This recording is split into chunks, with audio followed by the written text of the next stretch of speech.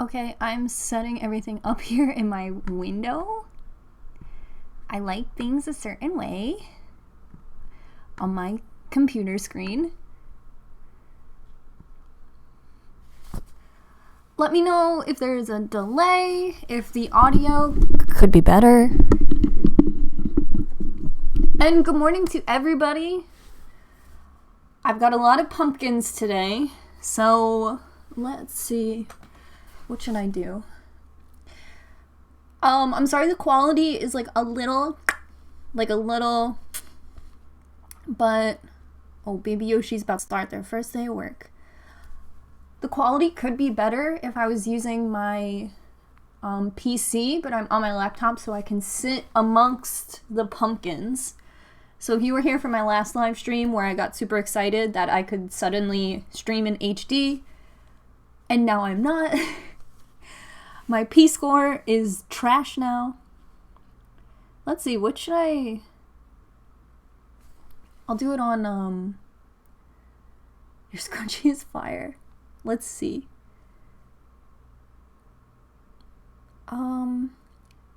Okay, I'll post this to Instagram.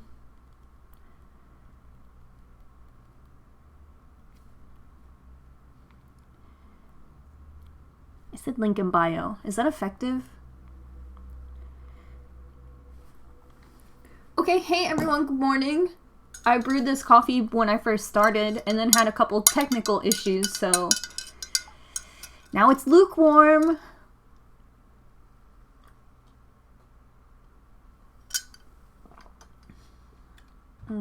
That's not very good anymore. But it's okay, it's my second cup. So, hey everybody, last year I painted some pumpkins, and this year I have a lot more pumpkins. So each cat will have their own pumpkin if I go with cat themes. Let me introduce you to everybody while people are getting into the live stream. This is a white pumpkin for PB. It's got some peanut butter on it. But we'll be okay. And then the next two pumpkins need a little bit of TLC. This pumpkin should be for Olive because Olive knocked the stem off. But I'm going to hot glue the stem back on.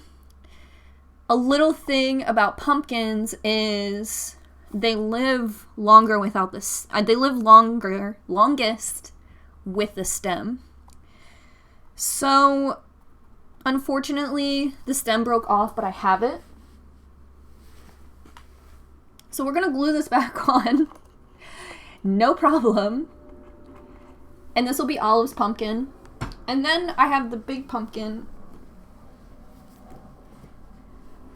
right here. So John broke this pumpkin, but for the most part, sounds like someone's here. I have blocked off the door, so no one's coming in. This pumpkin John broke, and he broke it in the parking lot at the pumpkin patch. So if you're just joining us, pumpkins live longer with their stem. But the stem isn't broken off to expose the end of the pumpkin. So I think some hot glue, I don't know. This one's also duddy. And I should have washed it, but I didn't. So that's all the pumpkins. I have one more pumpkin downstairs that has a crazy horn, but I'm saving it if John wants to paint it, or if it's just a vibe. It's in my living room all set up. So introducing you to some of the crafts I have. John has been looking for this other Tupperware container forever, and every time he cooks and there's leftovers, he's like, where's that other Tupperware? And I'm like, I don't know. I had it. It doesn't matter. So, here's all our kind of bits. I have some jute. I have this hot glue gun on loan from my friend Sarah. I have paint, but it's all like hipster paint. but I think we'll make it work. Hipster paint. I have a lot of glitter.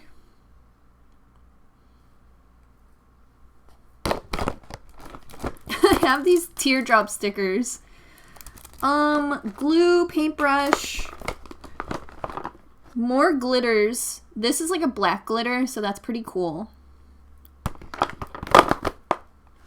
And wait, what did Jenna say? And that's kind of it for the craft items I have. So I think we'll have fun.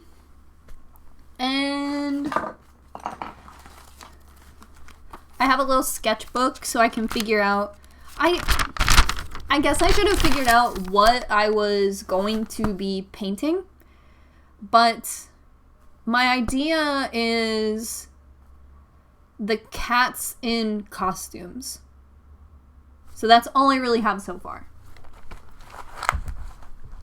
But I have some references. So my dearest friend Mike King gave me these books a couple years ago for references.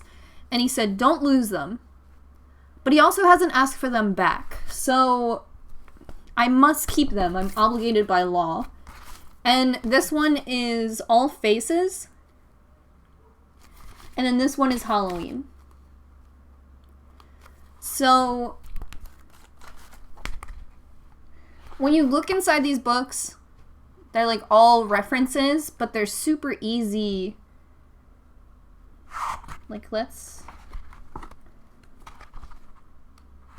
Like, I don't know if you remember drawing books from childhood or now, but it's kind of just like, let me show an easier one.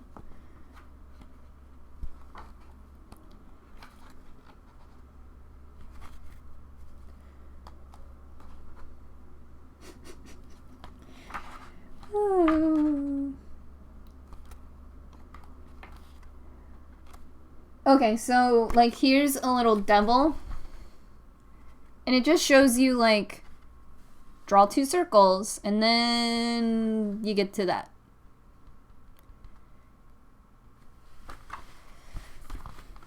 So,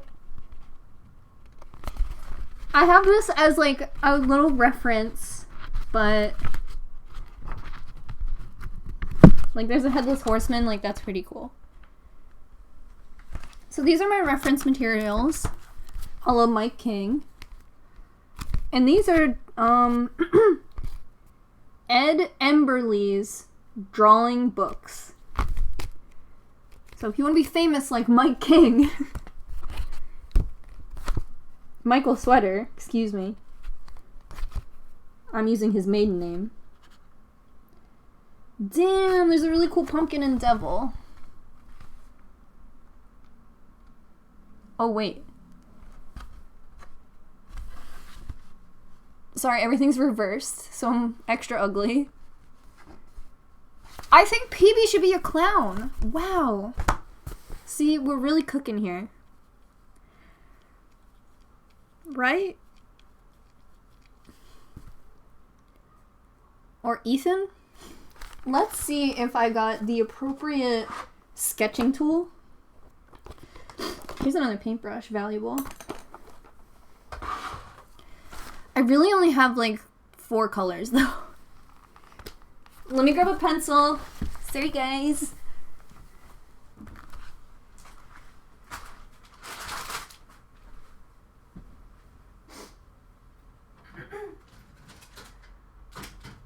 Whenever I'm alone with you.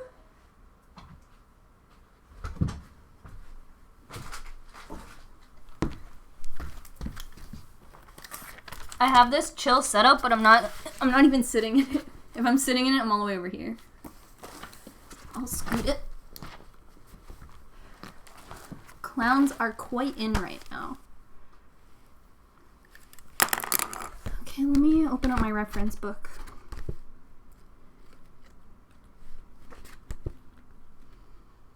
Damn, good shit. Do your cats like clothes? I tried to see if mine would be a school. Whoa! Happy decorating, Quicken. Stoked to see another pumpkin stream. Thank you so much. It was really tough for me to not paint these pumpkins earlier.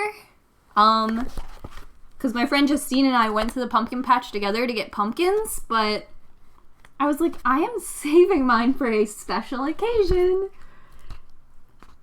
And my internet this year is much, much better, so we are not painting pumpkins in my vestibule. Here, I'll bring the microphone closer to me.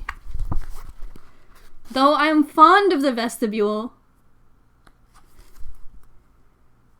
I can't find the clown page. Am I crazy? Okay, there it is.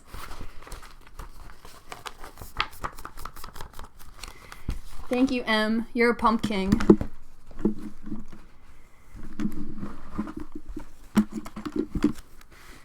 Okay. So, looks like I just have to draw a circle. I'm going to draw the clown and then just, like, make it a cat. I think that would be the easiest attempt. And this clown is super cute.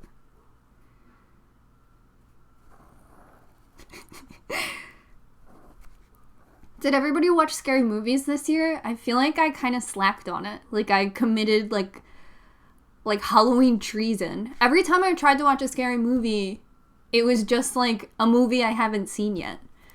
I watched this movie with, like, a young Edward Norton where he has multiple personalities and he's convicted of a crime and his lawyer is, like, trying to get him off because he's like, my client didn't commit the crime, his multiple personalities did.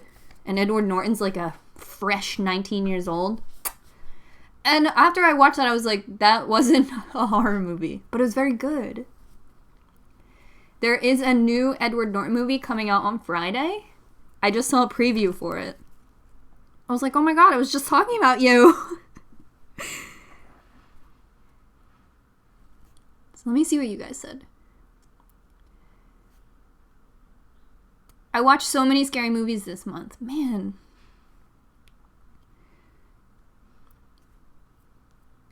I can't even watch Goosebumps. Let me take off my Crocs. Yeah, I've had a harder time watching scary stuff, but it really depends on what it is. Like, The Hills Have Eyes? No. No, no. Castle Rock? Yes.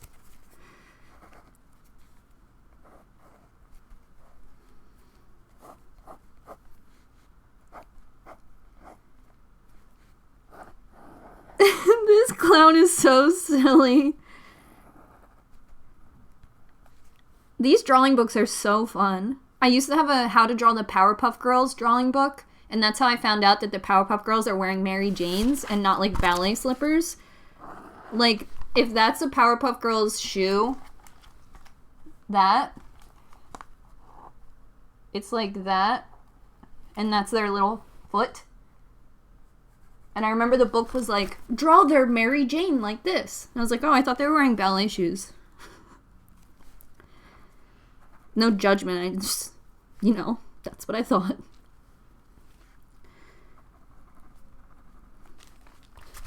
Okay, this clown is everything.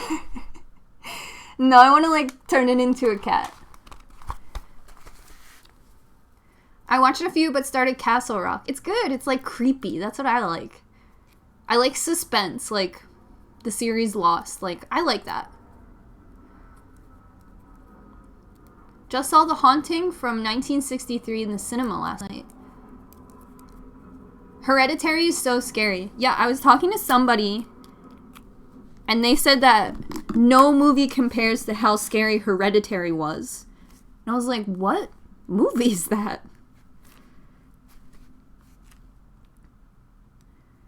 How do I turn this into PB? Maybe I should have drew a cat first and then turned it into a clown.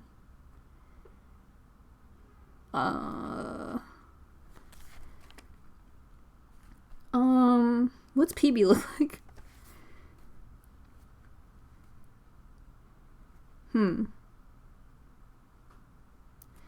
Do I just give it whiskers?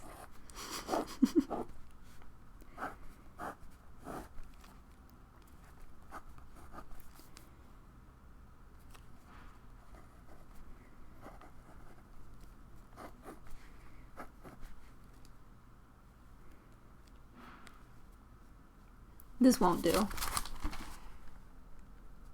This looks like a crazy person.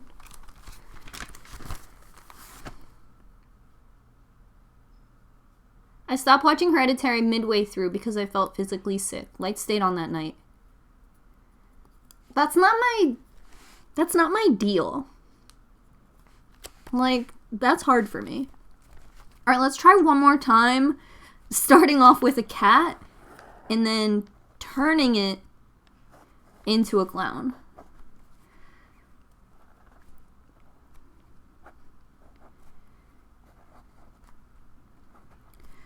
Okay, we got a PB going on.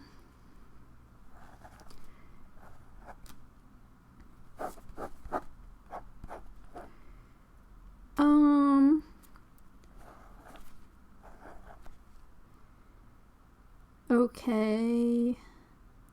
If I just make her nose red, which is a color I do not have.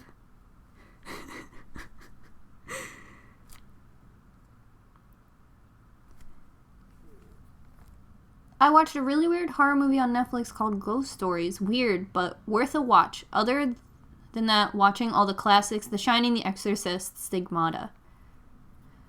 I really wanted to rewatch The Shining the other night. There's not a ton of movies recently I've wanted to rewatch.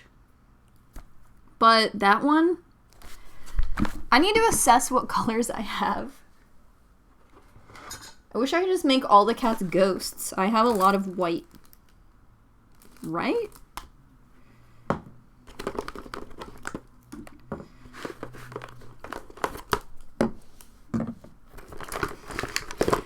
I saw this thing last night and no shade, but it was like color blocking your pumpkins, and they just painted the top of the pumpkin a different shade of orange and then another shade of orange, and I was like, I mean, it looks good, sis, but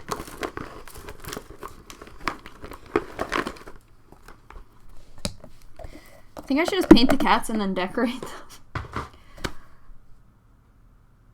My white isn't here. Where could it be? Do a Joker pumpkin. My grandma called me yesterday and she's like, your little brother wanted to be Joker for Halloween, and then he found the cutest lifelike fox costume. And I was like, what kind of fox, Grandma? And she was like, it's a big head.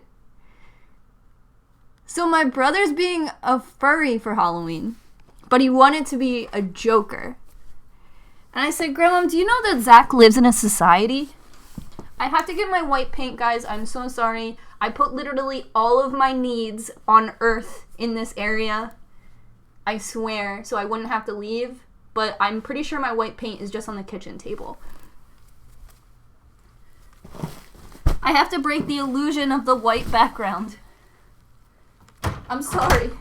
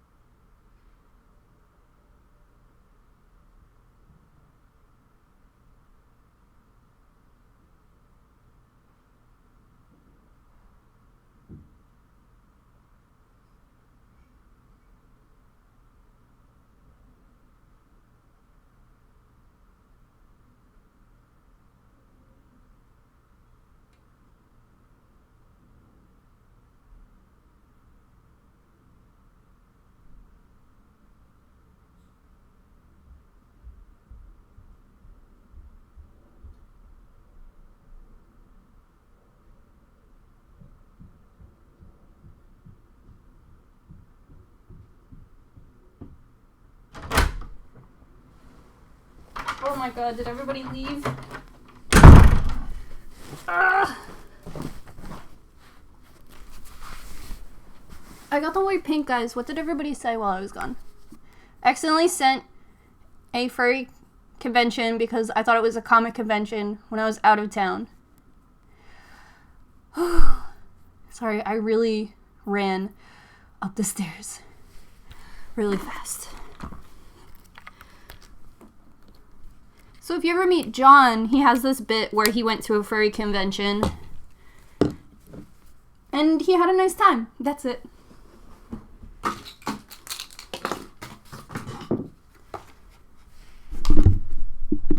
But he does love to tell that story. It would have been crazy if I didn't have any white to paint the majority of my white cats.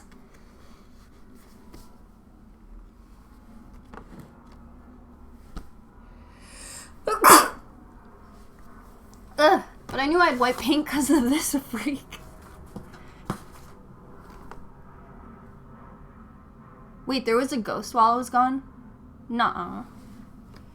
Anyway, I have this Halloween blanket.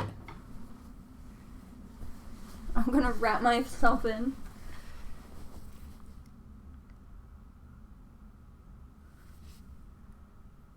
Did he go intentionally? He went to Pittsburgh to hang out with his friend.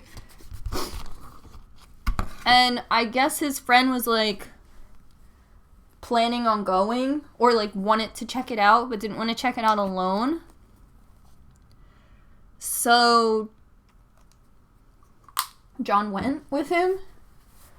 It's not, the one John went to wasn't called a furry convention. It was called something else. Like someone else said they thought it was like a con, like a Comic-Con. So I think John, his friend was like, let's go to this thing. And then John like understood that it was a furry thing after a while. I don't know. Or John went.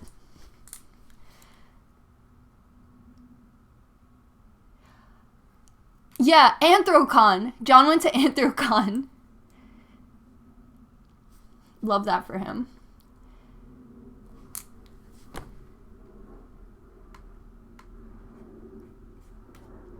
Okay, so my idea is to draw PB on here and then just give her clown makeup.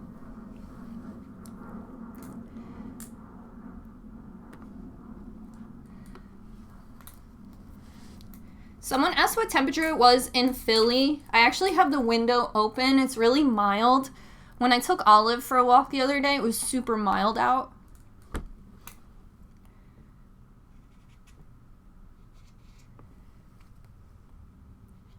I have to tell you guys a story about taking Olive out. It was... Why am I not doing a better job? This isn't a sketch. This is permanent. Hold on. Full brain. I have so much to talk about. Okay. What's...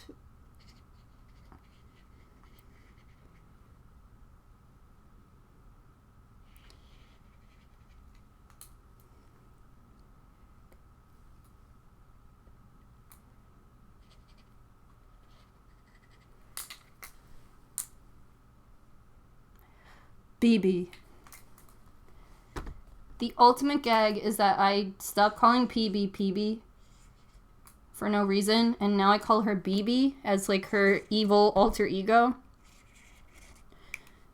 And I just have to tell you, the things that John is cool with or doesn't give second thought to, the performances I put on for my cat, and John is just sitting texting. Do you have a lot of trick-or-treaters? Do you give out vegan treats? So I have no trick-or-treaters. And in Philly, I haven't. But I grew up in Philadelphia, and I used to trick-or-treat. My biological uncle would come to my house and come get me, and we would trick-or-treat in Philly, like at the row homes. But at my house now, on my block, there's only one house with kids, but they have like 7 kids. But other than that, I don't really get any trick-or-treaters. And I decorate my house for Halloween. So because of that, like last year, I guess the kids, since there's just 7 of them, they went trick-or-treating really, really early. And I missed them. I was just not outside yet. So I didn't have the opportunity to give out any candy. So this year we decided to just not do it, which kind of sucks because like when I was like 16 and still trick-or-treating, I was like, I can't wait until I can just like have a beer on my step and give out candy. Where I take my brother trick-or-treating, but he doesn't trick-or-treat with me anymore, there's like, it's so cool. Everybody trick-or-treats, and this one family makes hot dogs on their barbecue for the parents. And I was always like, oh man, I can't wait until that's me. But I don't think I'll have trick-or-treaters unless I move to the suburbs. I mentioned on Twitter that I saw a group of kids trick-or-treating in my area already. So I think like maybe on like a Facebook kind of moms group, a bunch of people got together and had everybody trick-or-treat over the weekend. So I didn't even know about that, to be honest. I saw this like infant child dressed as Peter Pan and it just was a lot. It was super cute. Please film the performances for my cat. I should. I'm always like, man, I really want to make a TikTok, but I don't want to feel obligated to like come up with content. And then I'll sing like a 4-part opera for my cats. And I'm like, wait.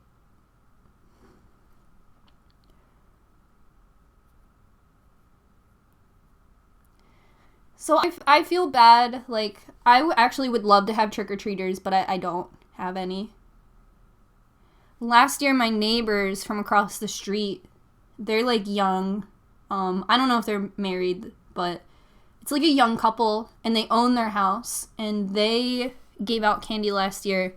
So I was sitting on my step, dressed as Gritty, and they were sitting on their step.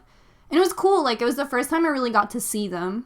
So this year I was like, oh, that would be so cool to, like, finally hang out with my neighbor. But I'm going to be busy that night. Tea! Can you guys hear me? Should my microphone be a little closer? This seems far away. A lot of people now do like parking lot trick-or-treaters. Oh, it's called like trick-or-trunk or something like that.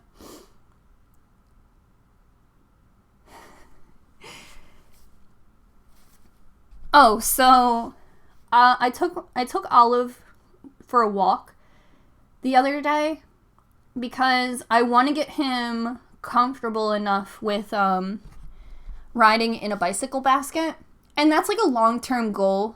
Like, I don't think it'll happen right away, but Olive is like my only cat with a personality that I think would support like going outside. Like, Olive, my orange cat, he's like a pretty good walker.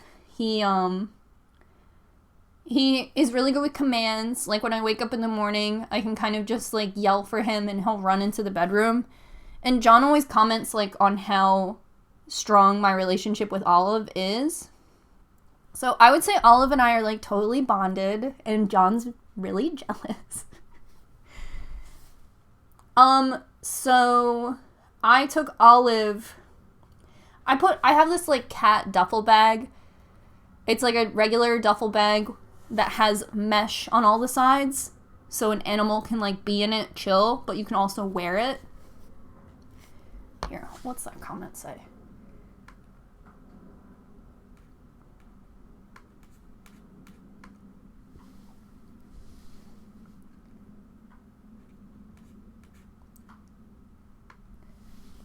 So this is what I have so far. Kind of just like a little mask. And like, I think I'll focus all the clown features like right in that mask area. I think that'll work. All of my orange cat. I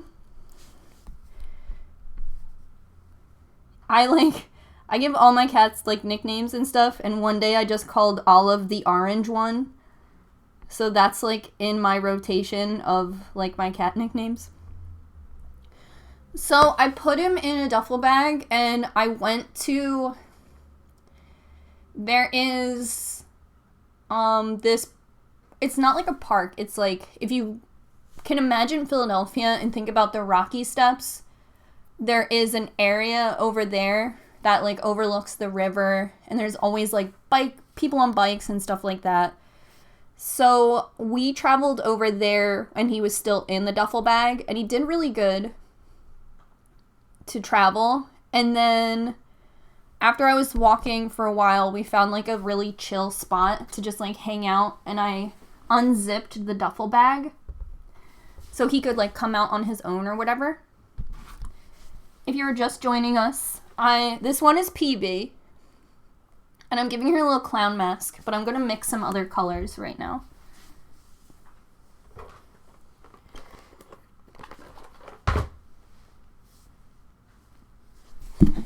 It's right here.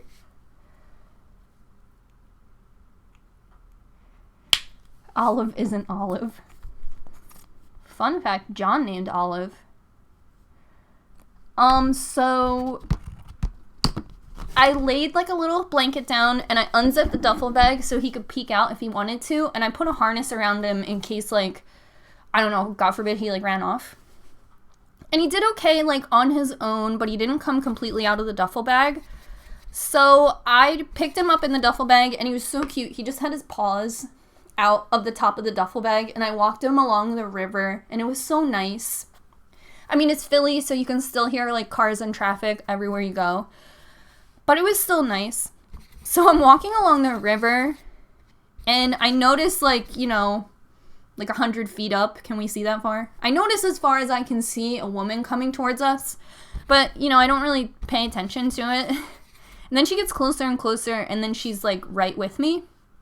So I'm like, hi, you know.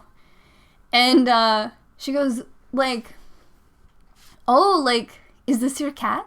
And I'm like, yeah, like, it's his first time. And she reaches into the duffel bag, like, very quickly, which is also, like, on my person. So she reaches into the duffel bag to, like, caress him. And she pulls on his little harness. She's like, what is this? Like, talking to Olive. She's like, what is this? And I'm just like, oh, what is going on? It's not like when you approach a person who's walking a dog and you're like, oh, they're so silly. And the person's like, do you want to give them a treat? Like, that's kind of like the bridge you kind of gap with a dog person relationship. But this woman right away reaches into the duffel bag, which I also had, like, a hoodie and, like, some snacks in. So I'm like, oh my God. And my cats also, the duffel bag is made, like, I guess it's waterproof or, like, water resistant in case you're, like, really taking your cat somewhere. So it's made of, like, a canvasy material, so my cats scratch at it when it's just in my house. They, like, sharpen their nails on it. So this duffel bag is, like, a little shameful. And she reaches in, and she's, like, playing with Olive, who is a cat. So, like, you can't even judge what he's gonna do. Like, a lot of, when I have guests over, like, Ethan gets really nervous. Olive is, like, mean at first, and PB's gone. Like, you've never even seen her before. So I'm like, what's he gonna do? I'm like, he's gonna bite her.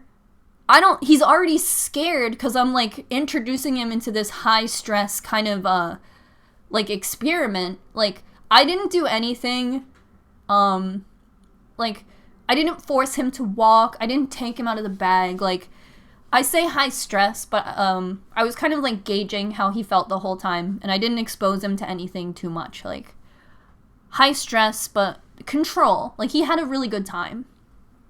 And I was kind of just experimenting with him, having the option to, like, peek out of the duffel, but he could also get back in. This lady's playing with him. And Olive is I know he's not called a Muppet. He's called something. And he's like not a long hair cat, but he's like extra fuzzy. John knows the name of it. So Olive is that kind of cat. And he had a little cat food in like his beard. And I saw it that morning and I was like, whatever. Like, Olive gets a bath like every 2 months. So I'm like, all right, it's time. She goes, what's in his... She goes, oh, did he get dirty? Is this mud? And she takes the fur and goes like, to like get the, like, almost, like if something was stuck in your hair, you would like do that. So I'm horrified. I'm like, I'm letting this stranger touch my cat, and there's wet cat food dried in his beard that I'm just like, she's just like, what is this? I was just like, not to mention, I didn't plan on running into anybody, so I looked nuts. I had just like edited and was like, if I don't get out of this house, and just like bounced in this hoodie and like just shameful, just shame. And I was like, I didn't know what to say because I didn't want to make her feel weird. And I also didn't want to like invalidate the like only human interaction I had had for like 4 days. I wanted to be like social. And like, we're in a public park.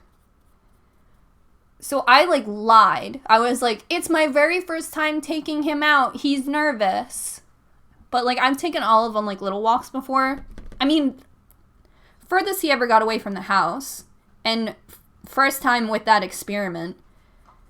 Oh my god, I just like, but Olive did so good. He didn't bite her. He didn't like cower. He allowed her to pet him.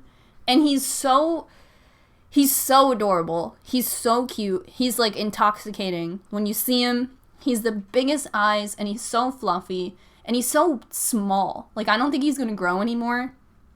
He's really so cute. So like, I don't blame her. If I saw this cute little fox dog in a little bag with this crazy girl by the river, like, I don't know what I would do. Honestly, the people who witnessed me and didn't say anything maybe were weirder than her. No, but like,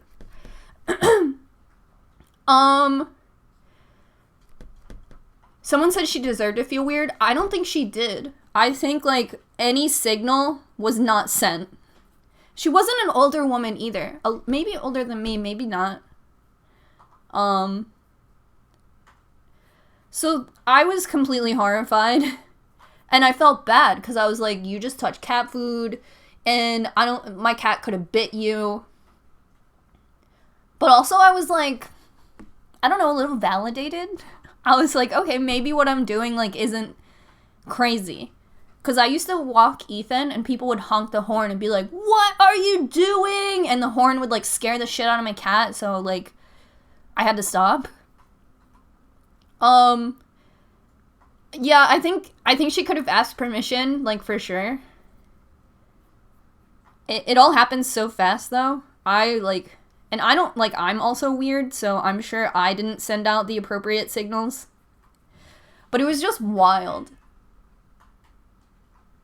Sorry, I think I just heard Olive. So anyway, like, walking Olive was like a success, I guess. So here's the top of PB. Heard like, bleh.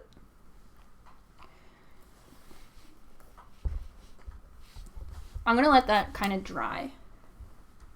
So that was walking Olive. I think like after that experience, you know, I was glad that Olive behaved. And after that, we walked probably like another mile, honestly. And after that, he was like peeking out of the duffel bag, and then peeking back in, and then peeking back out. And then after a while, I zipped it back up. I was kind of like, maybe like I'll add some security to the rest of this walk. And then I just held the duffel bag, instead of being at my side, like held it to my chest so he could like, I don't know, like a baby. Like, that's my only instinct was like, oh, like a baby likes to be held here.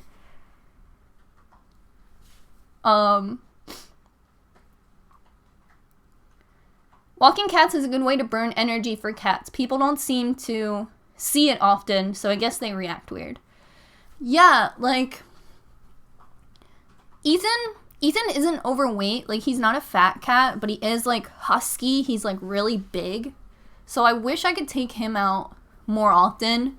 But when I brought Olive home, Ethan, like, was sniffing him and licking him. So I think the more I take Olive out, they say, like, you can train a cat better if another cat can, like, witness it. So, that's just, like, my theory. Okay, so I don't know what we were gonna make Olive. I kind of wanted to make him, like, a swamp monster. Just, like, off the top of the dome. But I'm going to plug in my hot glue gun. If you are just joining us, Olive's pumpkin is missing its horn. Stop calling it a horn. So, my friend Sarah lent me her hot glue gun, and it's actually very good. So I'm just, like, gonna let this cook and sketch out an Olive on here while we wait.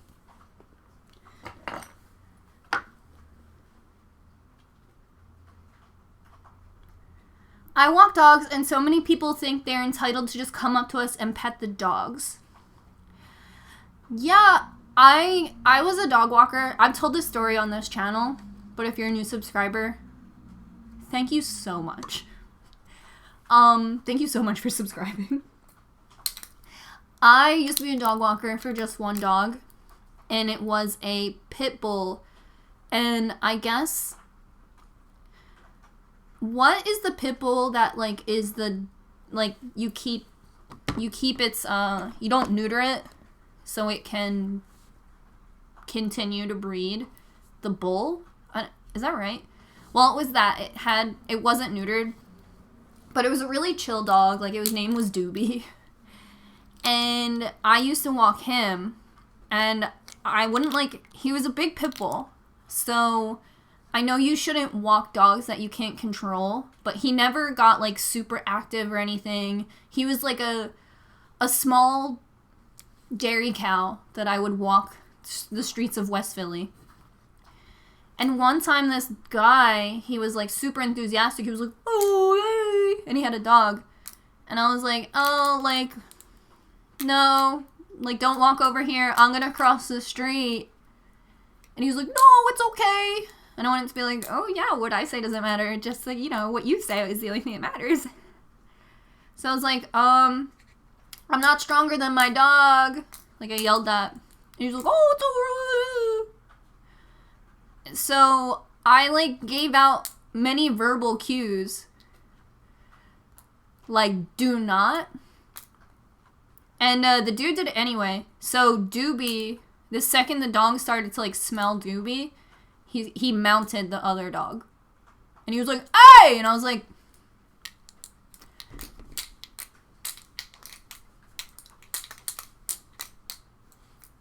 you know?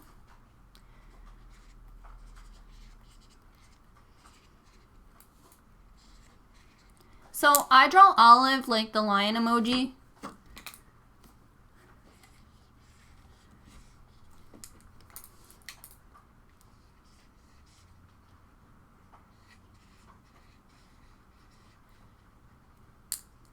That dog got me in trouble all the time.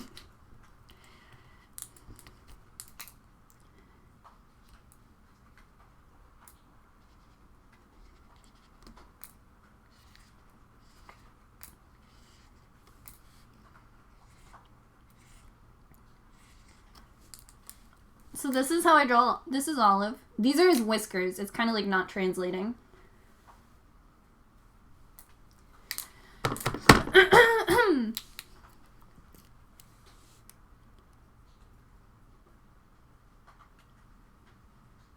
When I'm walking clients' dogs, I just lie and say they're not friendly and never introduce them. Yeah, like, I never was put in a situation where I needed to control Doobie because he was just an old chill man. But, yeah, like, if I had to have him overnight and he would get into my bed, I knew I couldn't get him back out. Like, I knew he was heavy and Lofi, but Doopy. I was not stronger than this 200-pound dog, or however much dogs weigh, but what color is olive? Like, I should just have my pumpkin from last year up as a reference. I'm like, I'm not gonna do good enough. Let's see what colors I have. I really should have got just like a cheap acrylic, like, I wish I had green.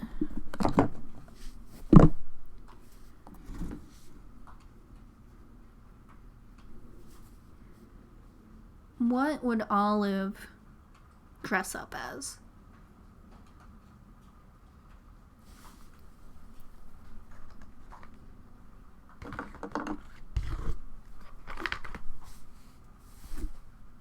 Oh, okay, let's put the horn back on, the stem.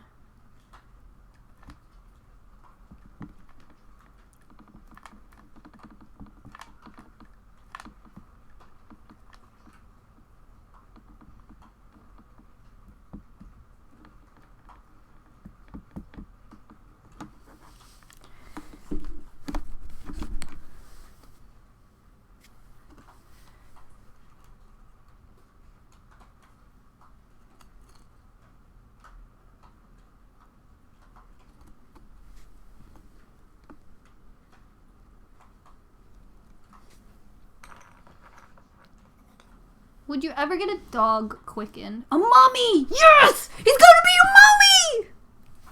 Yes! That's such a good idea! Fuck. Oh, would I ever get a dog?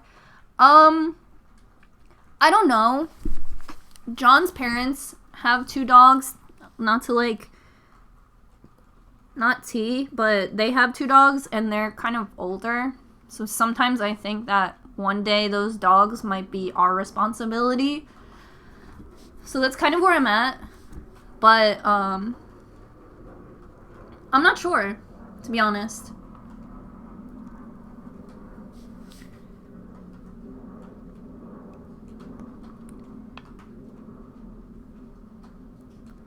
Oh, this looks bad.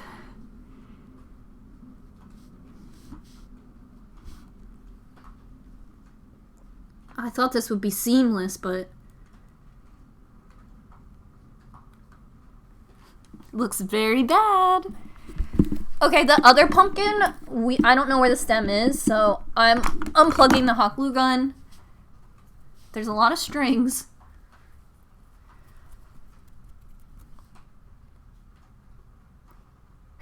Am I the only person that would rather someone just pet my dog and walk away than for them to engage in social interactions with me?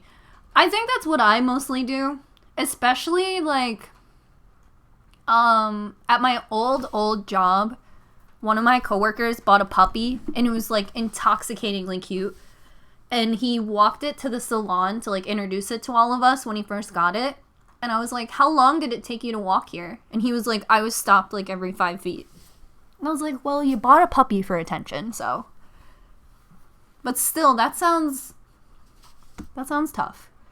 All right, here's Olive with stem reattached. And this boy's about to be a mummy! How cute! Once it's dry, take an X-Acto knife and cut the excess away. That's brilliant.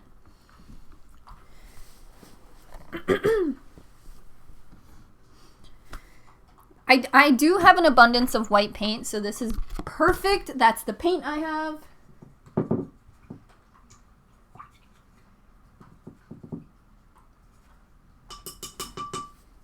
I'm just gonna wipe this on my blanket. I went to Germany on a class trip and the only thing we learned to say was, "Can I pet your dog?" I love that. It's raining right now. I don't know if you guys can hear it.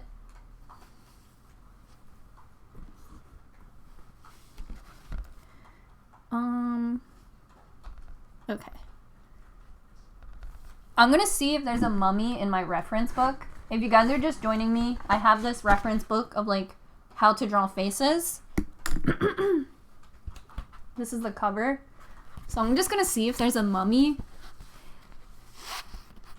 Mummies are kind of like indie, so I'm just kidding. Oh, there's a nurse! What if Ethan is a nurse? Oh, I think that should be it. There's a sailor. There's like a lumberjack. There's a Frankenstein, but I don't have green. I really messed up. I'm currently painting my nails for Halloween. Webs and spiders. So cute.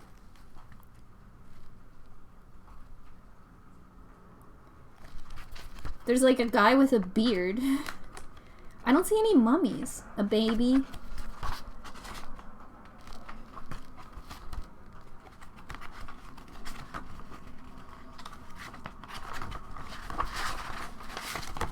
There's like the one girl from Teen Girl Squad. Puzzled Polly. Where's right here?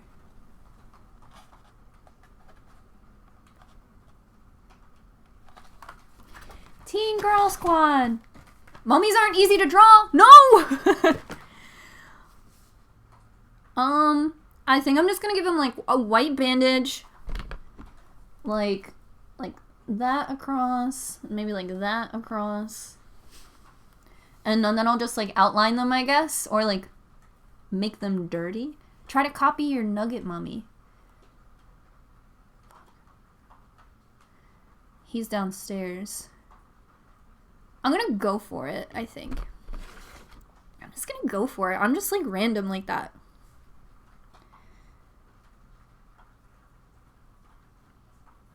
I also didn't clean any of these pumpkins before I started.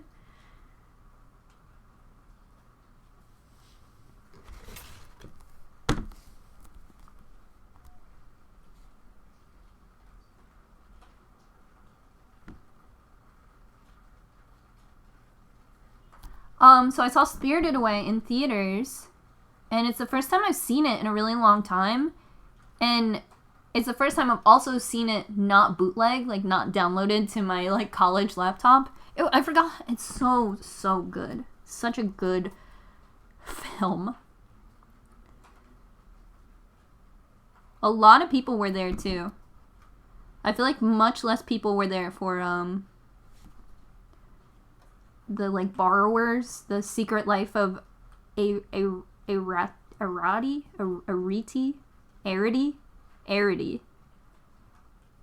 This is dangerously close to his eye.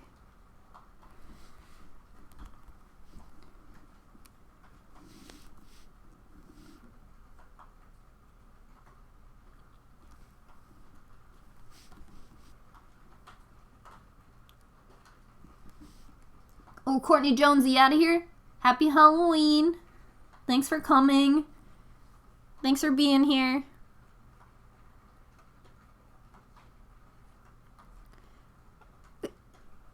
Olive is so funny.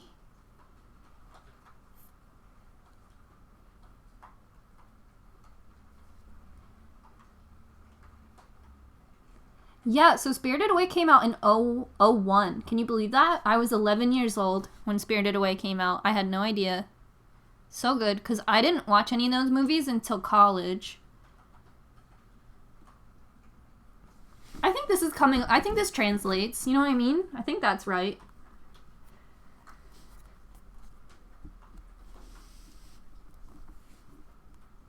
I put these on my step last year, just the one pumpkin, and my neighbor went nuts for it. I may have already said that, but it's like my proudest moment. So I think she's gonna flip out. So we are in the process of starting to paint the front of our house. When we bought our house, there was like graffiti and stuff painted all over it. So it's called like buff paint. The city will give you like 4 different color paints if you report that there's graffiti on your house. There's like a brick red, like a brick brown, red, and then like gray. And it's just like buff paint.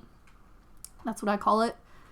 So our house is like this ugly, like clearly the city buffed a piece of graffiti off of it with like this buff gray.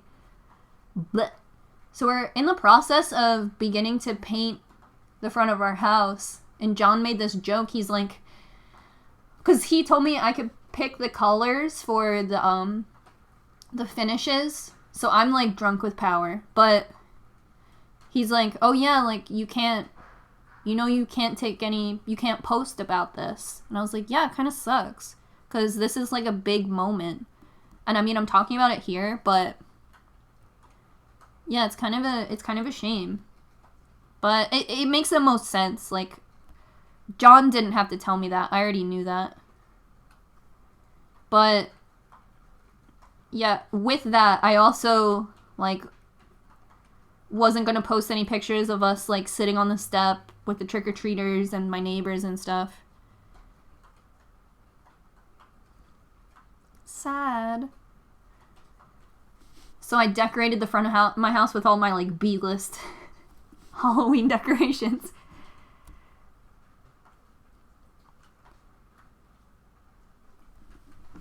I think this is really coming along. This looks so good. I wish I could put glitter on it. Maybe I can just, like, glitter the horn. The stem. Hate to ask, but how many people are getting the conspiracy palette? I saw a lot of reactions to it last night.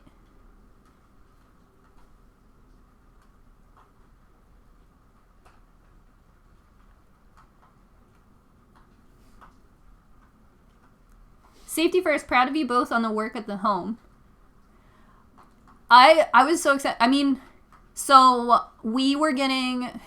Our front door was leaking. On Sunday, we noticed a leak. So we went to the store, and John bought, like, a ton of stuff. And I was like, and he was like, I'm gonna finally finish the door. Our front door is, like, reclaimed. And, like, John fixed it a couple years ago, and I was so impressed. Like, he found this original door. Like, if I ever do a house tour, like... Even this door is original. It's solid wood all the way through. Like, in your house, you might knock on the door and hear that it's hollow in the middle. John reclaimed all of these doors. It's so special. And he reclaimed our front door. But, like, it's not perfect because it's, like, 100 years old. So he got all these materials to, like, fix the door. And... It was like 8 o'clock at night when he started, but he was like sanding it and I guess waterproofing it and fixing it and filling all the holes with like wood filler. It was so cool. So my neighbor came out, not to like talk shit, but to be like, looks like you're working on the house again. Our neighbor really wants us to like finish the house. I know it'll, like, increase the property value of all the houses are on the block, but I think, like, it'll also just look really nice. And, like, blight is a problem in Philadelphia, so the less our house looks like a haunted house, the better for everybody, I would say. But, let's see. The names on the palette are hilarious. I'd love to get the palette because I'm obsessed with eyeshadows, but I think it will sell out really quickly, so I'm not sure if I can grab one in time.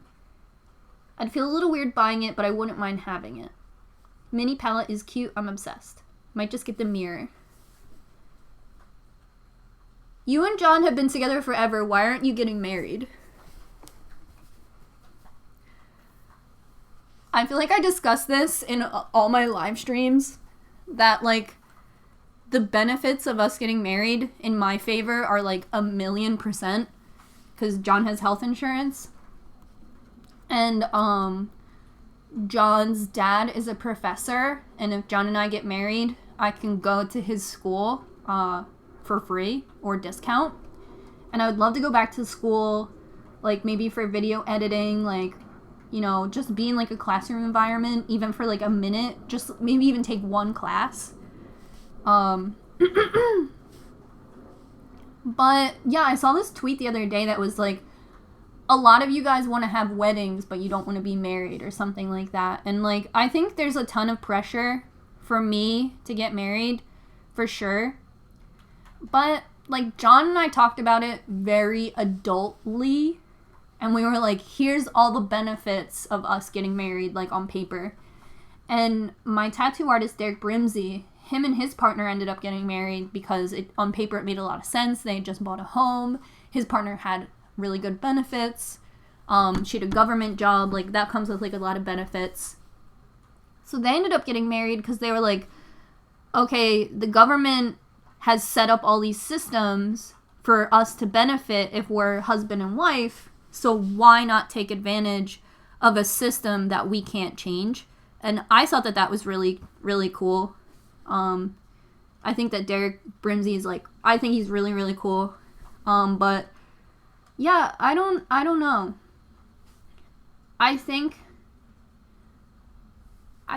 know. If you're related to a professor, you get a discount. I can't say that that's at, like, all universities, but... Okay, my foot is, like, major asleep. I'm gonna look like I'm giving birth to this pumpkin for a second.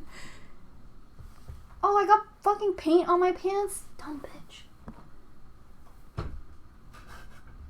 These are my favorite pants. I wear them every single moment of my life, so that's kind of a bummer.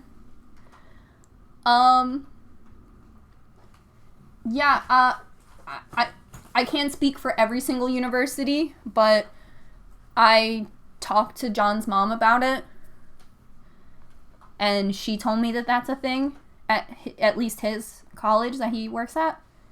Yeah, I don't know. I also think, like, us sitting down at the kitchen table and, like, talking about our finances and how they could be impacted by our marriage is, like, not very romantic.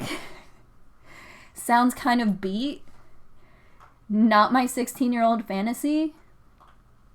I think if I got married, though, like, my grandma did her own makeup in her childhood bedroom at her vanity, and, like, I love that. I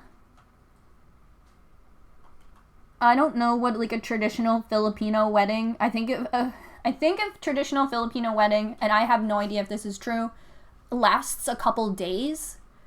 And she just had, like, an American wedding, but all the pictures are super cute. I think that church still exists. I don't know.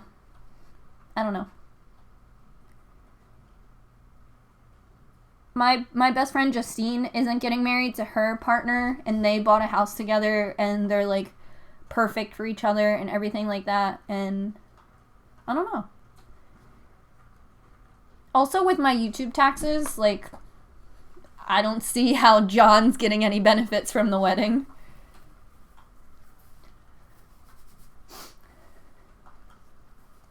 John's gonna be like, what happened to my tax return? And I'll be like, oh, I absorbed it. And we still owe. I don't think this is a look.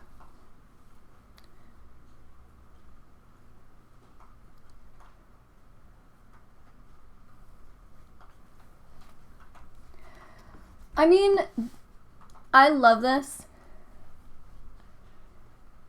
Oh, how did this happen? Ooh, I goofed it. Oh, I goofed it real bad. Ooh, goofy. Marriage is overrated anyway. Kind of, yeah, like, I don't knock anyone who's done it, and I think it's super cute. I've literally only been to one wedding, if you remember from that vlog-a-ween that went nuts. I've only been to one wedding in my whole life. Seems like a drag. Seems like it could be a drag for people involved. I had dinner with some friends the other night, and they were talking about how miserable they were being a part of somebody's bridal party. And I was like, what? You should make an LLC for your YouTube so you don't have to pay so much income tax. America loves an LLC. I really should. I went to a YouTube class with this girl who just, I guess, got approved or did her LLC. Yeah, this is my first year also not having a part-time job. Like, on the books somewhere, which usually really helps out with my taxes. So this year my taxes are going to be like a completely different monster.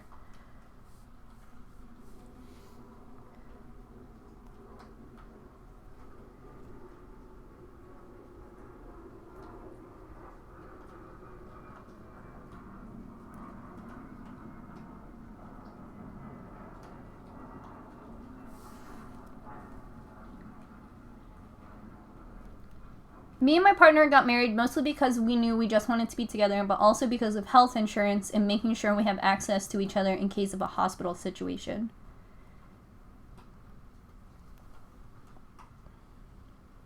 What is an LLC? So I don't know exactly, but an LLC is kind of like when you create a business, like officially, I guess, with the government. I mean, what I'm saying is how to explain this to a baby. But, so you would become a business, and that way you're paying your taxes a little differently. Because as an independent contractor, I pay, like, self-employment taxes, which are, like, very, very high. And Philadelphia has really high taxes as well. So if you've ever seen pictures of me online, like, chugging a beer after I do my taxes, like, that's why. So an LLC is a way to claim yourself as a business.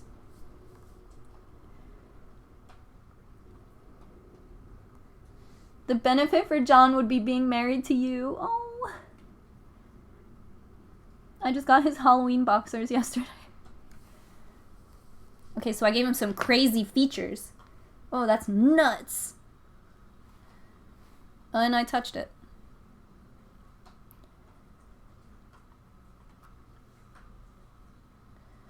I'm baby, so it's good. Okay. Let that dry.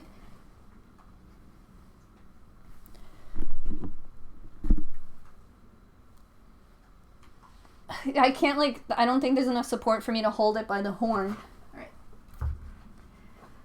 I think I'm gonna glitter the top of his horn. There's several ways to set up an LLC. Business is just one of them. Oh wait, someone explain this. Hold on. Let's all look at it. LLC turns your business into its own entity legally. A sole proprietorship means you are a business. LLC is a separate entity. It protects you, and anyone sues you because they sue the LLC and not you. If you do, you can write off your computer and everything else you use in your videos as a business expense. There are several ways to set up an LLC.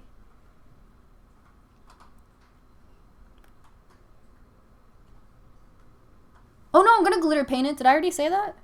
Let's go back to PB.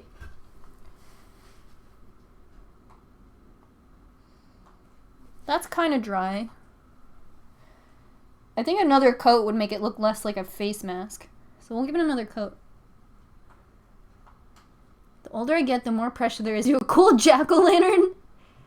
How many pumpkins are you making? So I'm making 3 pumpkins of all 3 of my cats.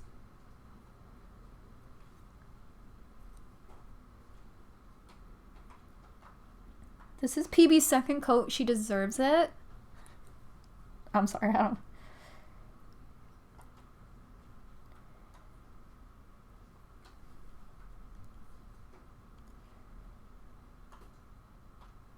So, I don't know how interested you guys are in, like, YouTube behind the scenes.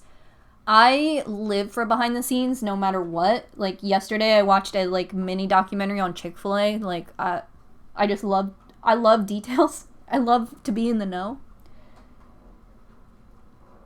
So,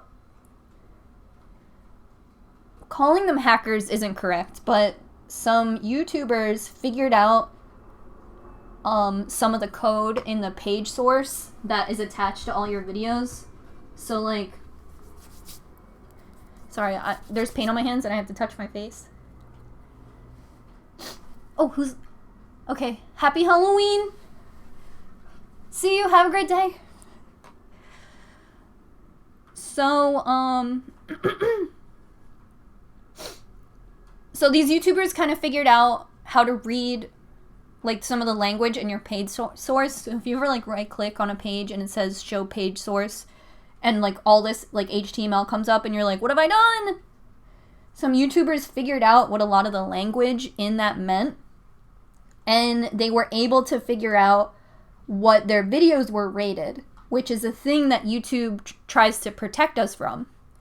So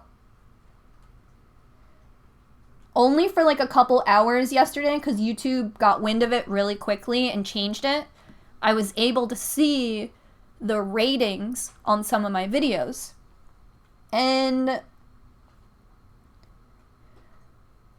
I get questions pretty frequently, like, did you cancel Tattoo Talk Tuesday, which is my video series where I talk about tattoos? Like, did you cancel that, etc., etc.?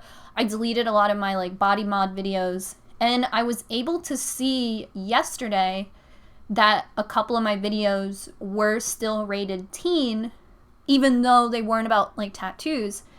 And it's just really discouraging because those videos being rated teen means that they're, like, undiscoverable, so new people can't find my channel. And it's really sad because in, like, a couple years ago, before all these changes had been made to the algorithm, my discoverability was a lot higher and people could find my channel, and the community, like, had a lot more new faces, etc., etc. Like, people could filter in and out. So now being able to see for a couple hours that a lot of my videos are rated teen, so they're not discoverable, was, like, really sad. I think it puts a lot of pressure on my audience to, like, put my content out there. And by that I mean, when I make a video that's teen and I notice that it's not getting a lot of views, like, you can see on my channel that 2 years ago I got a lot more views than I do now. It puts a lot of pressure on my audience to, like, share the video and put it out there. And there's also no opportunity for me to go viral. So, I don't know. It's like, you have to have a really, really, really great audience, but they also, like, have to put a ton of work in for you too. It's like, I don't doubt that it's, like, not laborious for you guys. So, like, I feel bad because, like, I think that I push my content a lot more than I ever did. And, like, I can get annoyed with myself. Like, my Halloween costume video, I worked so hard on for so many days. And, like, I felt like I was screaming into the void because, like, I just couldn't get, like, people to watch it. So I know I had to, like, depend on my viewers to, like, push it to their friends and their family and stuff. And that's, like, I think it just puts a lot of pressure on me. I don't think it means your channel is completely undiscoverable. The first video of yours I saw was piercing should be considered permanent.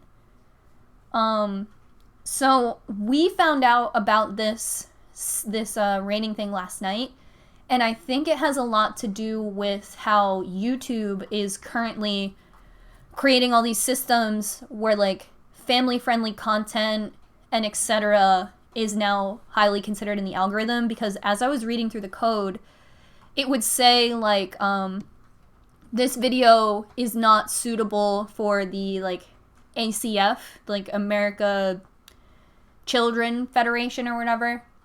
So in the rating system, there's, like, a code that's safe for everybody, a code that's, like, PG, like SpongeBob kind of stuff. And then there's teen, which is, like, not suitable for everybody. And then there's X, which is, like, the worst of the worst. So, it's definitely discouraging, but I also just wanted to thank you guys because so much of, like, where my channel is, like, literally 100% because of you guys. Like, the code, like, seeing all that stuff in the code before they deleted it yesterday, I saved a couple of them. Valonius was on the phone and he was like, save all the HTML. I was like, listen, it answers questions for you, but you can't solve anything.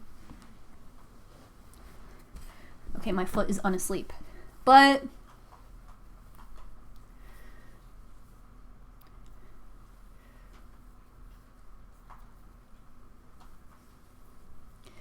yeah, it's tough. So I wanted to thank you guys because they show you, I made a joke about it earlier called P-score. They showed you your P-score And the people who figured out all the code, they were like, we can't really tell you exactly what a P-score means, but all of these things go into P-score. And one of them was like your audience's passion for you. So commenting, sharing, and liking all added to this score.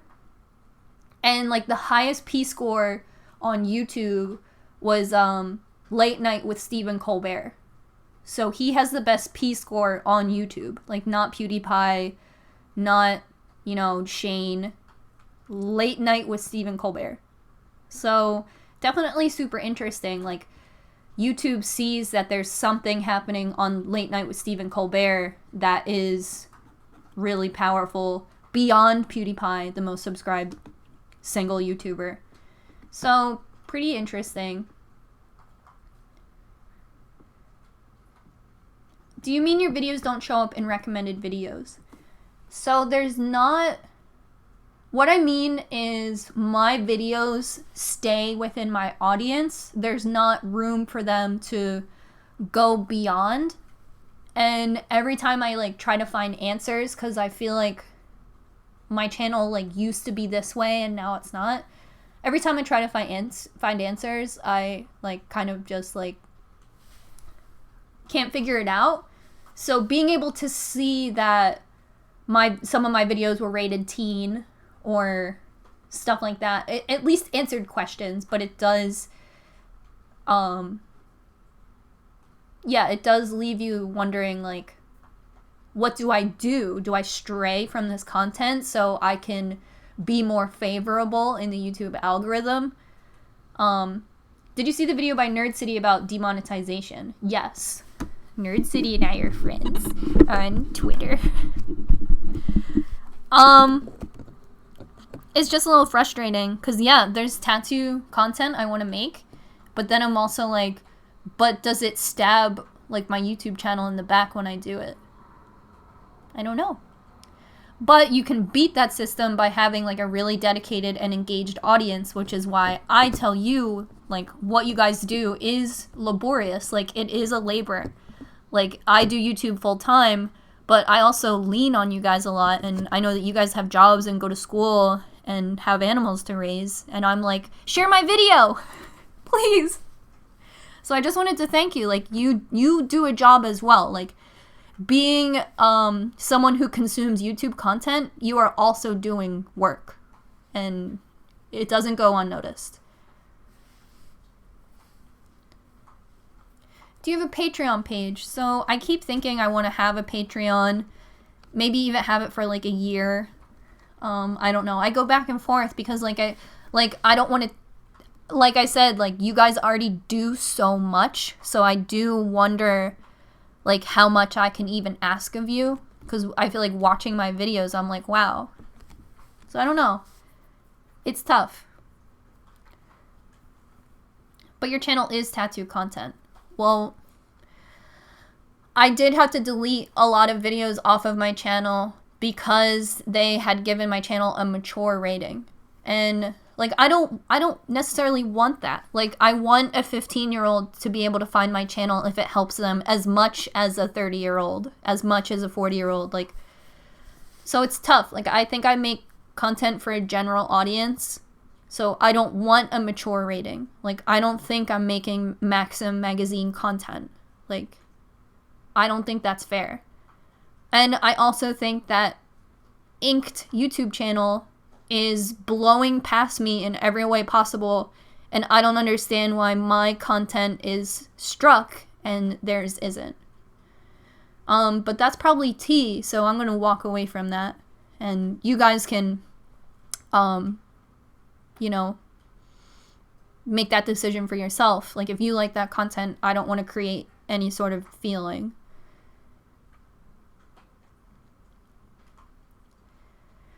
I feel so bad. Last week, I was away in Europe, and I could see all your posts about new videos, and I was like, yeah, I'm failing to support my girl Quicken, but I know that's silly. Yeah, I don't want you to have to feel that way.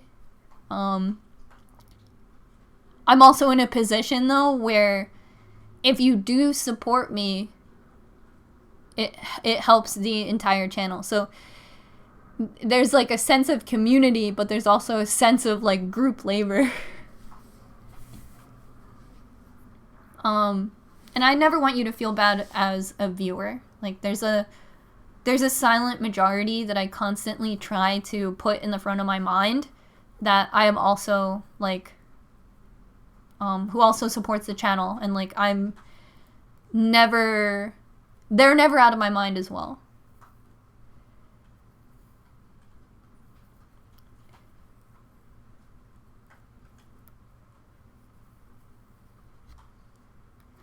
Check out Tiffany Ferg's internet and analysis video. She goes into the algorithm and talks about how YouTube is pushing celebrity content. So I didn't have to watch that video because I was in New York at YouTube like 2 weeks before she made that video, where they sat us down and told us that. And like it's tough, but it's like Pepsi Cola feels more comfortable putting ads on traditional media than they do a James Charles who could get canceled again. Like that's just how it goes. And what can you do? So YouTube officially wants it to be 50-50, 50% creators and 50% traditional media, as well as brands. So, you know, like your Macy's could have a YouTube channel, or whoever, like Maybelline or whoever has their own YouTube channel now where they do makeup tutorials. And I remember it upsetting me because YouTubers should be doing makeup tutorials, and Maybelline, if anything, should just put their products in YouTubers' hands. But now Maybelline is like, just take their ideas and put them on our channel. And it's like, who else did that to me?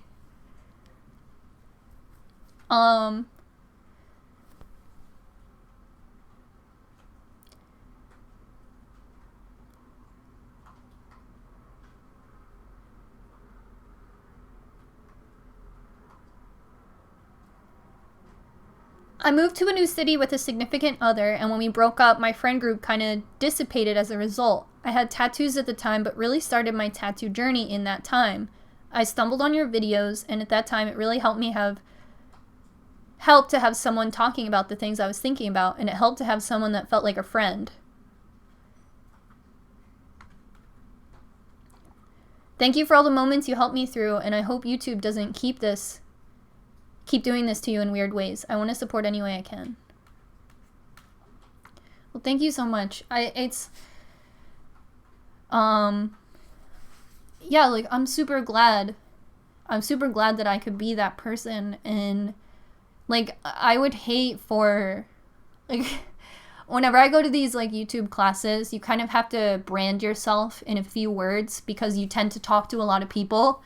And people will be like, I'm a gaming channel. And like, that makes sense. Or they'll be like, I'm a cooking channel. But you only get like a couple words and you have to do it all day. So I usually say I'm an alternative lifestyle channel. Which I feel fine about, but does sound a little silly. Like it's fine if you think that's silly. I hear you. So I say like, I make alternative lifestyle content. Like that's what I say. And I'm used to saying it. I don't know if other YouTubers brand themselves that way because I kind of just made it up on the spot at one of these classes, and now I use it all the time. But I would hate to not be available to people in like an alternative lifestyle space who could listen to something I said, like purposefully or offhandedly. Like you guys, I've seen like one of my quotes pop up on Twitter that I just said like quickly or like without like a lot of thought, and someone was like, this meant something to me. And I'm like, I'm so glad that like I can just create an atmosphere where you can spend time with somebody who is in like an alternative lifestyle space. So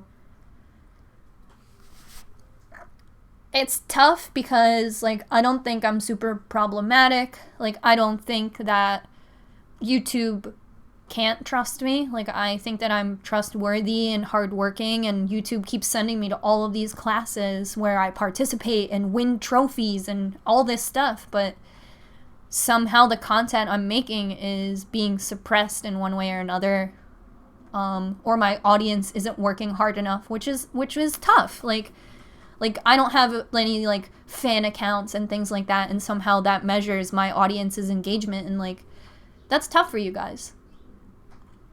I think some of the bigger creators have, like, full-time, full-blown fans that really help them, but that would be really tough for me to ask for.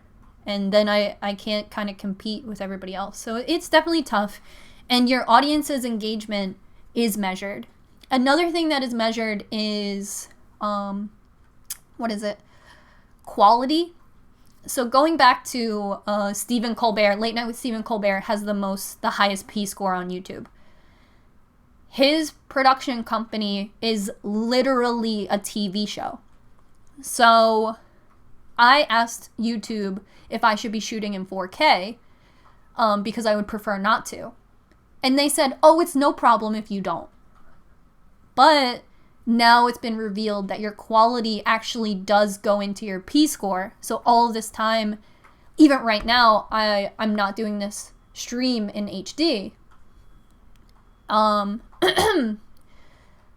So that could affect my P score because it's not the highest quality. But when I shoot in 4K, in my opinion, I don't think it gives you guys a different experience.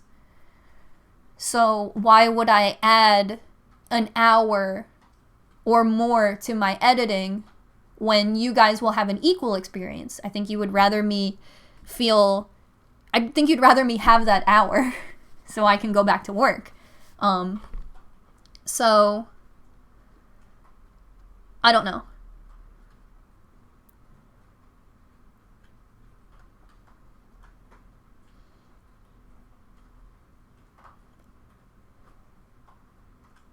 Sorry, I'm just reading some of the comments.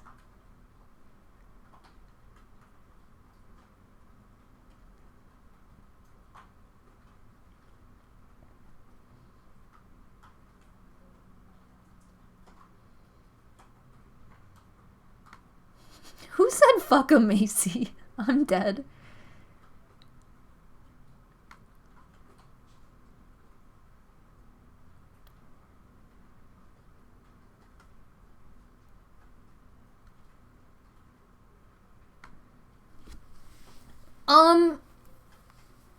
So I think that's tough too, because now I'm like, well, do I start shooting in 4K?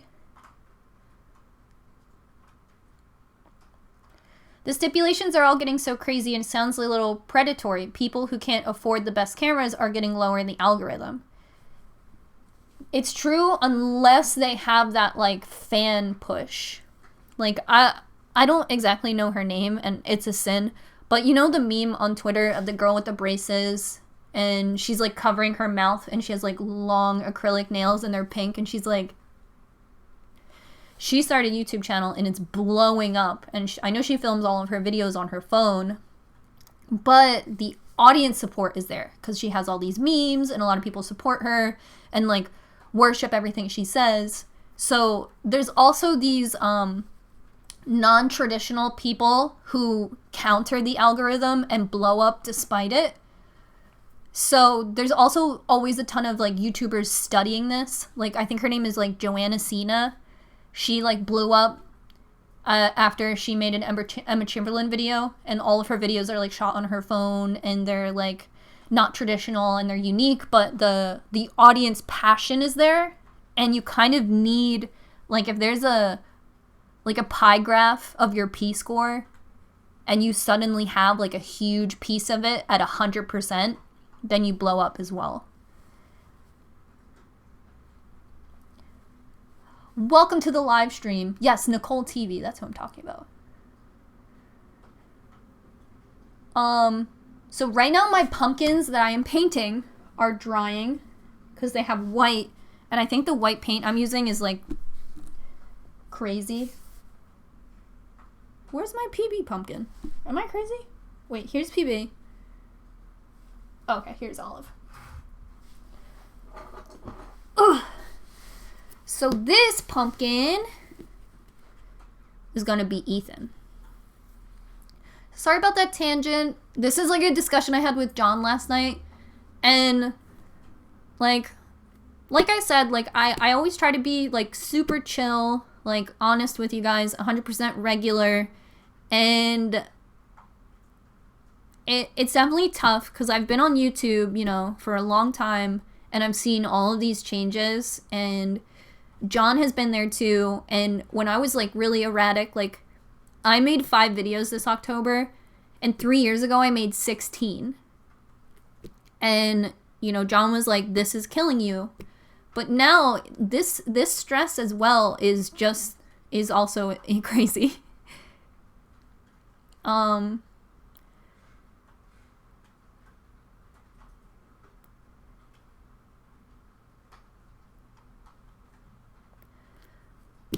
But like I said, I thank you guys so much.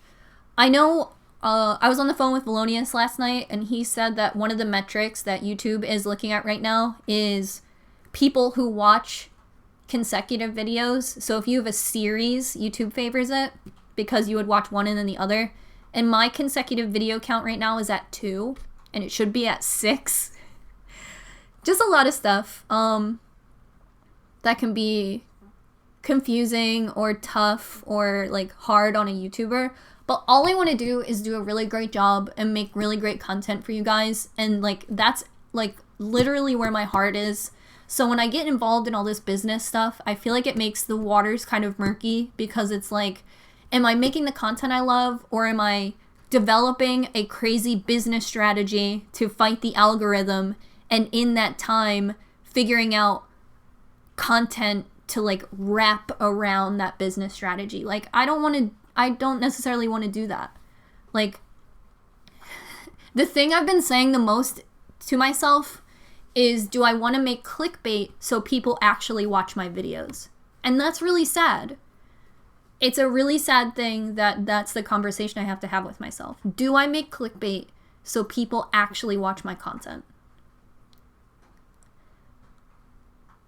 And it's tough because you want to be like, trust me, I tried. Trust me, I spend all these hours like taking in pop culture every day and doing research and figuring out what's cool and like what's relevant and what's now. And I filter them through my brain and try to give you guys content that I think is good and that I think is interesting and that has my personal spin. I want to take somebody and be like, just trust me that it's good. Trust me that I won't do anything wrong. But you kind of have to like clickbait somebody in order to get their foot in the door. And that's what's tough. You either clickbait somebody or you condition your audience to like run this machine with you. But then I get feedback from you guys all the time. I know in my last live stream I was like, I feel bad asking people to subscribe. And a couple of you guys were like, don't. Just ask us to subscribe. So that's what I want to do.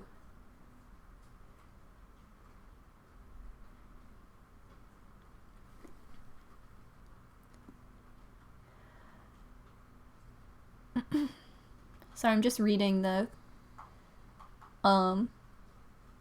side. Maybe try some affirmation about attracting success. That's what I need to do. I need to chill. And I think one thing that has been clouding my judgment, other than I should make clickbait content, because I haven't super succumbed to that, but I think the audience is conditioned to need sensational content or they won't invest their time, so that makes me sad. But I don't know.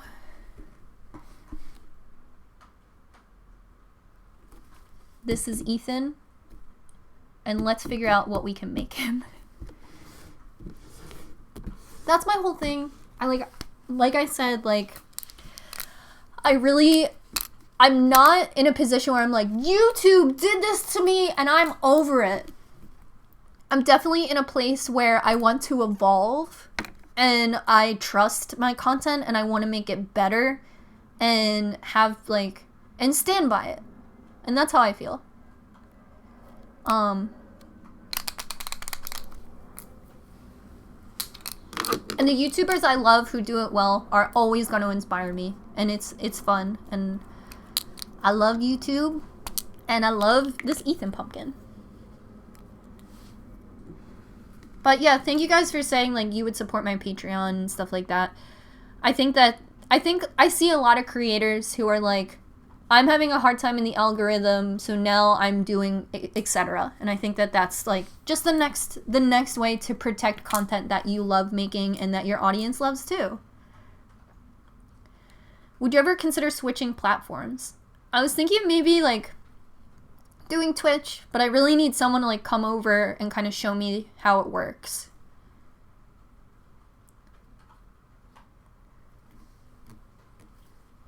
So I always draw Ethan this same way, and I draw Ethan the most. This pumpkin being big is very helpful.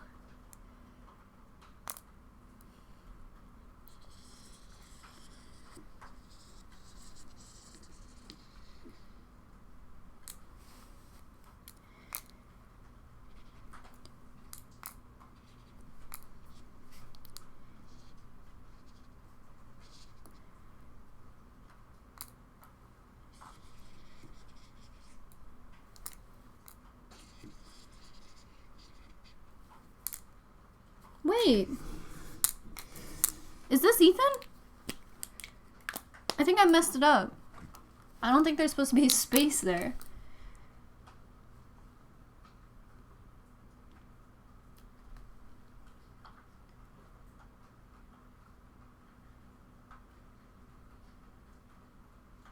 Ethan has been sleeping next to me at night, but he waits for me to fall asleep so I can't like enjoy the moment that it's happening. But the last couple days I've had to wake up really, really early, so he's still asleep. And I catch him. And I'm like, bud, why wouldn't you just fall asleep with me?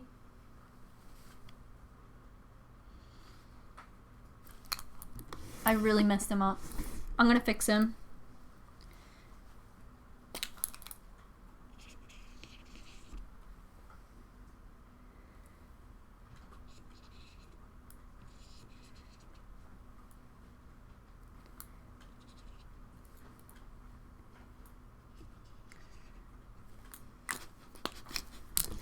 So this is more what he looks like, and these should all be connected. They shouldn't all be different continents.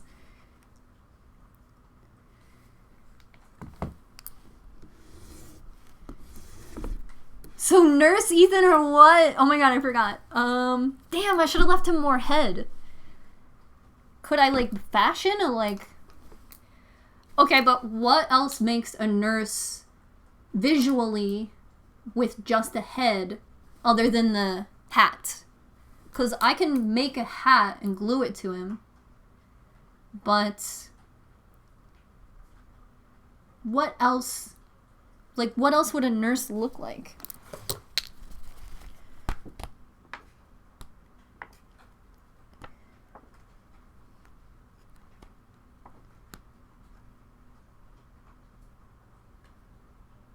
Oh, a doctor would have a stethoscope.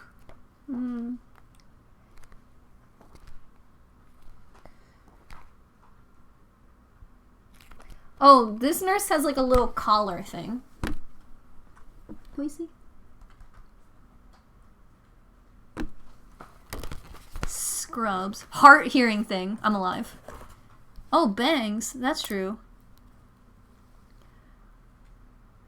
Okay, I'm gonna give Ethan like a collar, like up here, and then I'll make him the hat, and then we'll just paint him. Do I have red? Okay, I'm going to get the hat real quick. Ugh.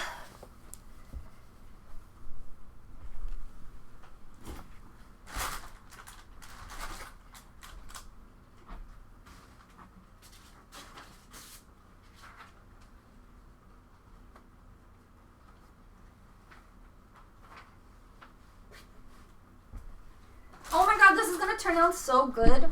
I'm so excited.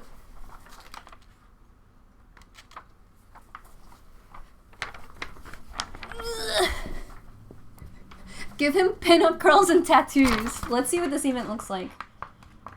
Oh my god, it's perfect. Ready?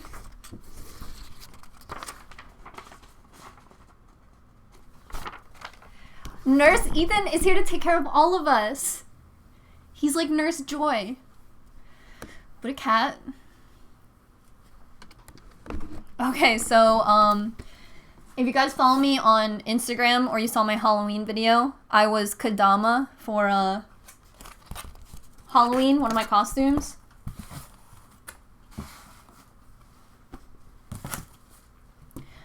So my grandmom called me and she was like, "Oh, I saw your costumes." And I was like, "Yeah." And she was like, "I saw your ghost costume. That was creative." And I was like, "Oh my god, she's talking about the Kadama." I was like, "Thanks." No, don't look at it. Please. She also called me to tell me that her Kmart is going out of business. And if I want to go, I gotta go now. Wow, do I not have a bigger brush?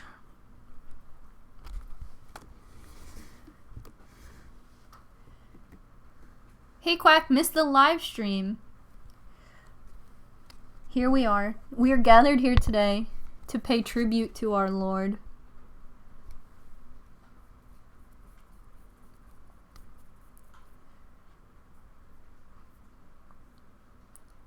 I'm hoping you guys can hear the rain.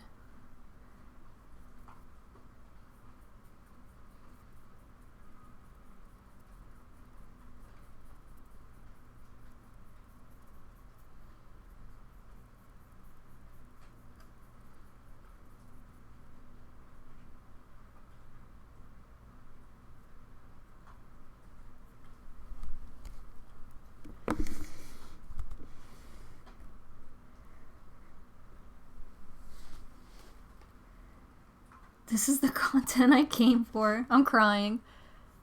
Yeah, so my grandma called me and she was like, "Just letting you know that the Kmart's going out of business." And I was like, "Oh man, I like their clothes." And she was like, "Me too. You can't find clothes like that." I was like, my grandma loves Basic Edition brand.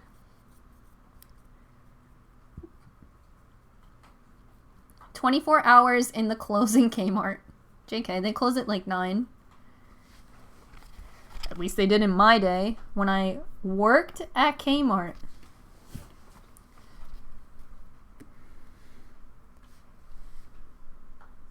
Any more ASMR content in the works? I mean, that video was kind of made, I guess, as a parody, but also as a way to, like, deal with what happened to our Bronco.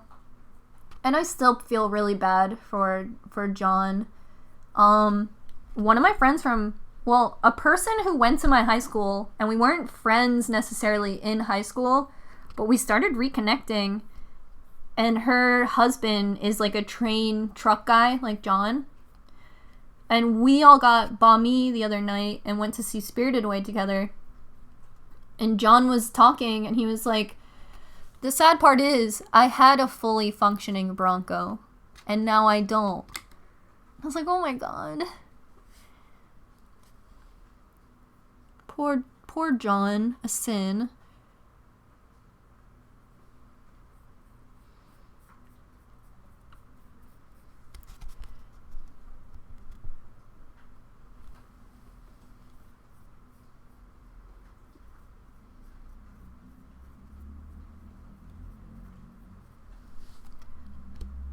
Any chance we'll get a post-Halloween clearance sale vlog? I don't know. All Halloween stuff I buy is old. I didn't buy any new Halloween things this year except for these lights. Because I couldn't find my lights from last year. That could be fun. I have like a crazy video. I started filming like 3 videos this month and actually stopped myself from completing them so I could focus on Halloween content. Whenever I get an idea, I really just get super excited about it and go for it. And then I also have like a lot of ideas that I just can't actually do or use. So, I honestly think the next month is going to have like a lot of cool videos as well. Especially in the next few days.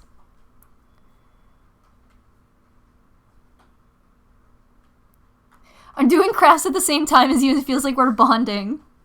I love that. Definitely tweet me a picture if you use Twitter.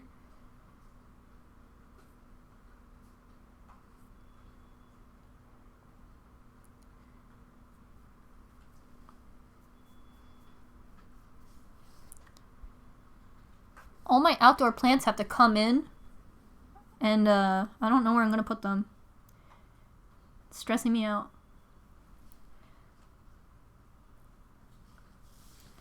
Alright, I'm almost done painting Ethan white.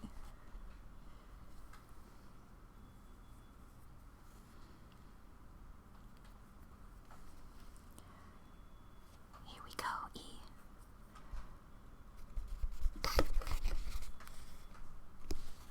Oh!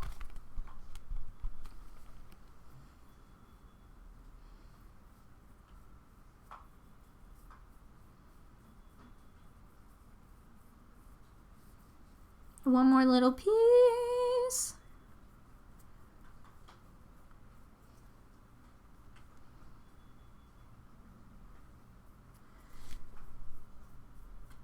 Okay, what are you guys talking about?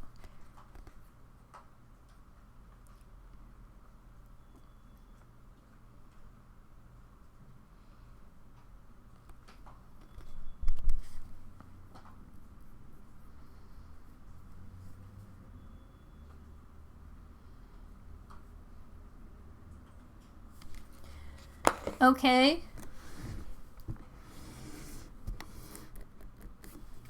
This isn't quite. I think one of his ears is white too. I'm going to jail after this. No, they're both gray. Okay. The reference I'm using is Ethan holding his feet. The criminality of it all.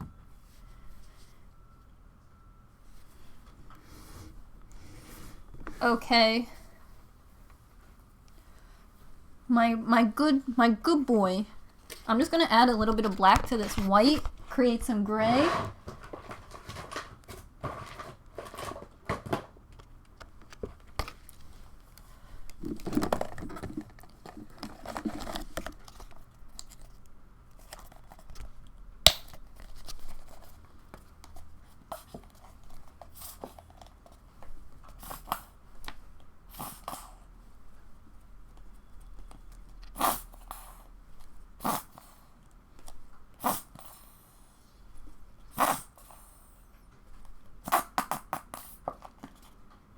That should be plenty. Probably more than I need.